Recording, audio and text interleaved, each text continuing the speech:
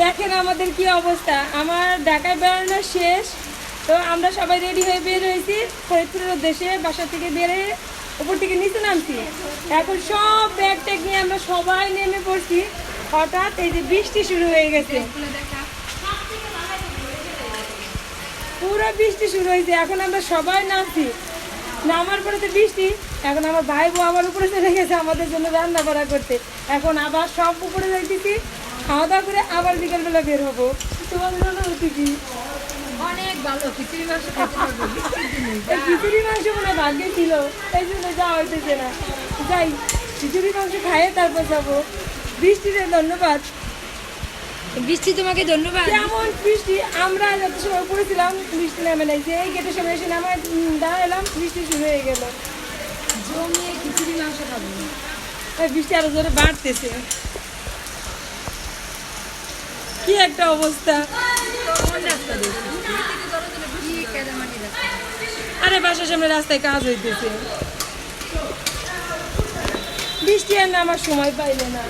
আমরাও সব bag tag নিয়ে নিচে নামছি। দেখেন এই যে দেখেন আমাদের অবস্থা, সব ব্যাগ এইখানে, এই যে সমস্ত ব্যাগ আমরা সবাই নিচে। এখন আমরা তুমি তো ঘুমাই গেছে অপেক্ষা করতে করতে। আমার মা অপেক্ষা করতে করতে ঘুমাই গেছে, বৃষ্টি আর নামার সময় পেল না। এই বেচারা বিয়ের সব কেনাকাটা করছে, কতক্ষণে সব কিছু নিয়ে বাড়িতে যাবে। এখন সবাই, এখন সবার আবার উপরে যাইতে হবে, আবার রান্না বাড়া খাওয়া দাওয়া তারপরে যাও। আর বৃষ্টি আরো জোরে শুরু হয়ে গেল। হ্যাঁ চল উপরে যাই, থাক ব্যাগ ট্যাগ থাক। আয় নে আয় আয় আয়, উপরে যাই উপরে যাই। আয় যাবি না? চল উপরে যাই। তাহলে তুই বসে থাক, আমরা খিচুড়ি মাংস টাংস খাই। ওইদিকে আমার ভাইয়ের বউ আমাকে বৃষ্টিতেই খেয়ে উপরে চলে গেছে, বলে যে যাবে না, আগে রান্না করি তারপরে।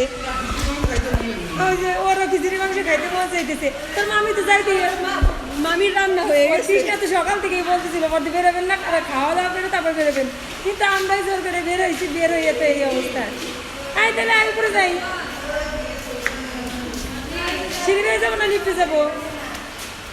ওই যে কথায় আছে না, যে যদি থাকে নসিবে আপনি আপনি দোতলায় যাবো, সবাই দোতলায়।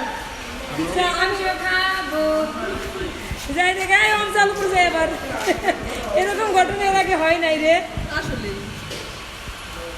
কি করবো, কেমন একটা হয়তো ভগবান যা করে ভালো দিলে এই টাইমে বেরোলে আমাদের কোনো বিপদ হইতে পারতো, যার কারণে বৃষ্টি দিয়ে ভগবান